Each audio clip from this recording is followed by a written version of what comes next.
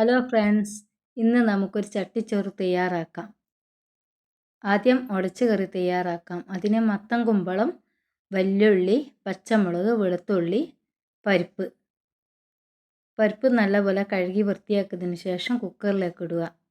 അതിലേക്ക് കുമ്പളവും വെളുത്തുള്ളിയും പച്ചമുളകും ഒരു കഷ്ണം വല്യുള്ളി ഇട്ട് വേവാൻ ആവശ്യമായ വെള്ളവും ഒഴിച്ച് 1/2 സ്പൂൺ മഞ്ഞൾപ്പൊടിയും 1/4 സ്പൂൺ മുളക് പൊടിയും ചേർത്ത് കുക്കർ അടച്ച് വെച്ച് വേവിക്കാം, ഉപ്പും ചേർത്ത്. ഇനി നമുക്ക് തേങ്ങ അരച്ചെടുക്കാം. തേങ്ങയിലേക്ക് പെരിഞ്ചീരകവും 2 അല്ലി വെളുത്തുള്ളിയും ചെറിയ ഉള്ളിയും ചേർത്ത് അരച്ച് കറിയിലേക്ക് ഒഴിക്കാം. കറി പതച്ച് വരുമ്പോൾ അതിലേക്ക് കറിവേപ്പില ഇടാം. ഇനി നമുക്ക് കറി തൂമിക്കാം. ഒരു പാത്രം അടുപ്പിൽ വെച്ച് അതിലേക്ക് അല്പം വെളിച്ചെണ്ണ ഒഴിച്ച് കടുകിട്ട് പൊട്ടിക്കുക. അതിനുശേഷം വറ്റൽമുളകും കറിവേപ്പിലയും ഇട്ട് മൂപ്പിച്ച് കറിയിലേക്ക് ഒഴിക്കാം. ഉടച്ച് കറി തയ്യാർ. ഇനി നമുക്ക് തോരൻ തയ്യാറാക്കാം. ഒരു ചീനച്ചട്ടിയിലേക്ക് അല്പം വെളിച്ചെണ്ണ ഒഴിച്ച് കടുകിട്ട് പൊട്ടിക്കുക.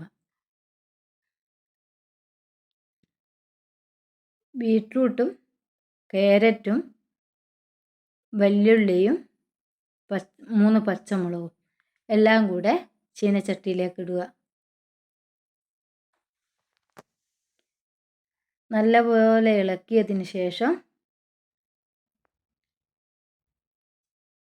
ആവശ്യത്തിനുള്ള ഉപ്പും ഇട്ട് വെജിറ്റബിൾസ് വേവാൻ ആവശ്യമായ കുറച്ച് വെള്ളവും ഒഴിച്ച് അടച്ച് വെച്ച് വേവിക്കാം.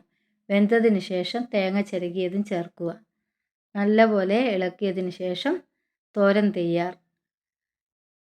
ഇനി ചെമ്മീൻ റോസ്റ്റ് ചെയ്തതും ഇതിൻ്റെ കൂടെ ഉണ്ടാക്കിയിട്ടുണ്ട്. ഇനി നമുക്ക് ചട്ടിച്ചോറ് തയ്യാറാക്കാം.